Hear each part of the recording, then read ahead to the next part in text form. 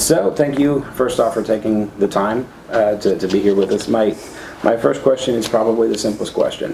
Why are you running for City Council? Because I think I can make a difference. I don't think enough is being done on the City Council to weigh the issues back and forth, and I speak up for myself, and I think that with my background in business, that I would be an asset to the City Council. Going to City Council meetings, I see a lot of times if one City Council member speaks up about one thing, it tends to be a lot of people go along with them, and they don't take, nobody argues the other side of the coin sometimes. And I think that that should be done in virtually all issues. You know, you need to give a good give and take whenever you're making a decision that involves the citizens of Russellville. Well, of course, the biggest thing right now is the Arbors. A lot of the constituents in my district don't want the Arbors in there. They're afraid of the amount of traffic that it'll bring with people and suppliers and all of that, okay? And it could possibly do so. Of course, they argue that it wouldn't. But that's the biggest issue right now in my ward, is the Arbors project. Personally, I think the Arbors would be an asset. I think it's a low-key business, but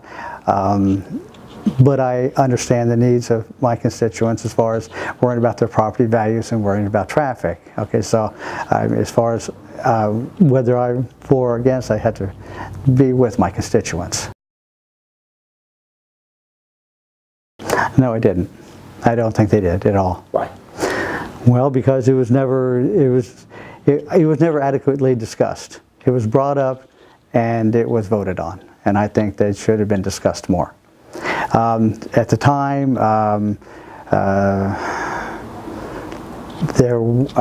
my goodness, we only had one ward representative at that time, and it just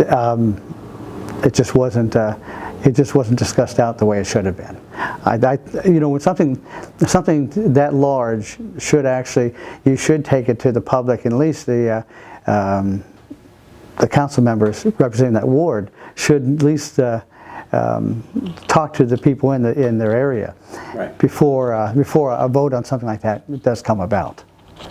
I know we've had other things like Casey's going in down here, as far as, you know, a lot of people didn't want Casey's. They felt the land should be for expanding the library. Casey's bought the land, you know, outright, and they put in a business where they was zoned for a business, and I'm all for Casey's, you know, even being there, okay?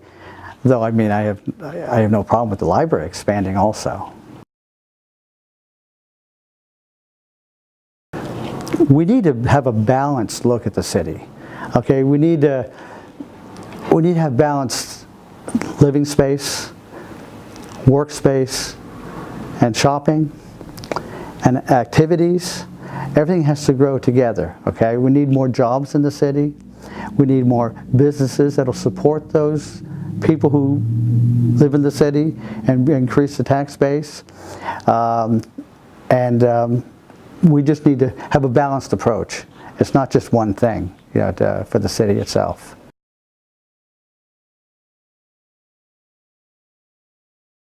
First, I would let people know that Russellville is business friendly. A lot of people looking at it now, especially with the thing with Casey's and such, I mean, or feel that maybe they're not so business friendly. If I was bringing in a large business here, I would want to know. They would want to know right up front that Russellville was a very business-friendly community. Mm-hmm. I'm not talking a small shop, I'm talking something larger. I think we are poised to, you know, for more manufacturing facilities. I mean, yeah, we have the population, the people that for working, and I think that we could pick up some more manufacturing companies here in Russellville. To get them, economic development would be the first one to look at. here in Russellville, also at the state level. I know the larger the business, the more they look around and see what they can get, okay, to make it favorable to them. And we just have to make it look very favorable to live here in Russellville, which is a very nice place to live in.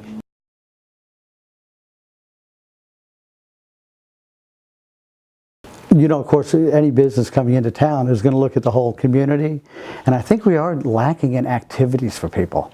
I mean, for the kids on up, there's just there's not much out there. I mean, from a Chuck E. Cheese on up, I mean, I think that more activities here. Of course, the aquatic center will fill, you know, part of that void, but we need more activities here in town. Things for people to do. I mean, the new sports grill over here and things like that. I mean, that's new things, fresh activities for, you know, for young and old, okay, to do. And I think that's an important part right there.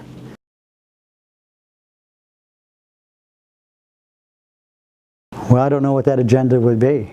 I mean, I already run a business. There's not really any. There's no any agenda that I have. I mean, I've got over 200 properties in 4 different counties in Arkansas, and I don't see where what I do would be on the agenda for the city, other than, you know, I mean, if there's a code infraction or something like that, then it's taken care of by the city.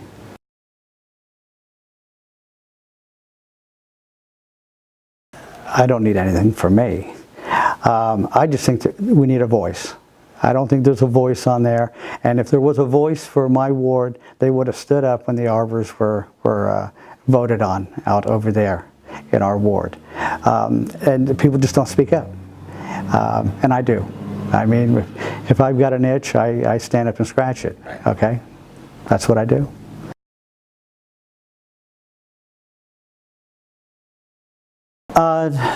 No, I don't. Though I think something that's important to me is I think we're getting a large homeless population.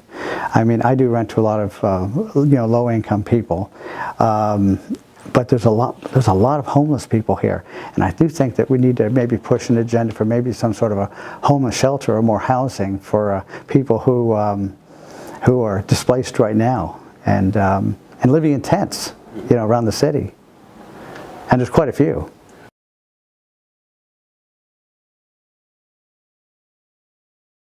I mean, of course, we have Main Street Mission, we have the churches that help out with meals and the such, and of course, Russ Bus helps out with housing through some of the motels, some of their boxes and tents that they provide for people. But I think we need some better housing than that. I think really we need to look towards maybe putting in a small homeless shelter here in the town. I think that would definitely, and that would be one of the important things to me, is to look at there, because I don't think we need people sleeping in tents on the city. I mean, we've got enough money in the city that we could do something with our homeless population.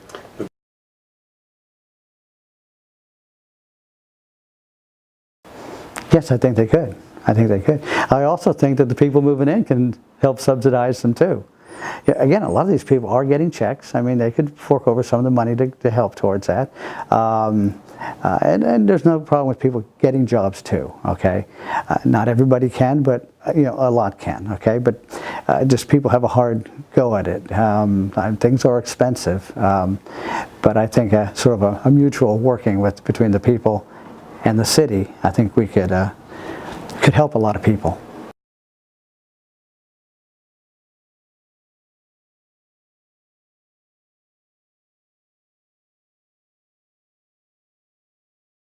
Well, they tried increasing sales tax and that didn't work. I think they have to take it to a general election to see if the people want to raise the sales tax here in the city. There's a possibility of raising millage on property taxes. Yeah, that would help with police and fire department there too. I do think we do have to keep our firemen, our policemen paid well, because I know that if we don't, a lot of cities have a problem with them leaving to go elsewhere because just local police departments pay better in some cases. So we do have to keep our wages up on those. And even though you have 1.8 million, did you say? It's 1.6. 1.6. It's a $2 million need, but they've got 400,000. But what is it spread over? How many years is it spread over? This is a 6-year. Okay, over 6 years. So, I mean, you've got $250,000 a year. Okay, and chances are something's going to be whittled down too. I mean, that's what the need is. Okay, but it's not always what we can get by with. Okay, so maybe we can get by with $125,000, $150,000. I think we can find that. I mean, you know, you can always cut something here and cut something there. You know, to get what you really need.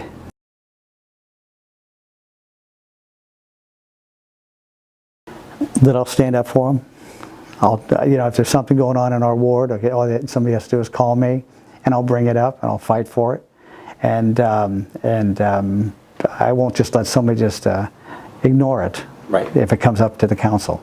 Good. Okay. That's it. That was pretty painless, right? Yeah. Oh yeah. Okay. Yeah. Good deal.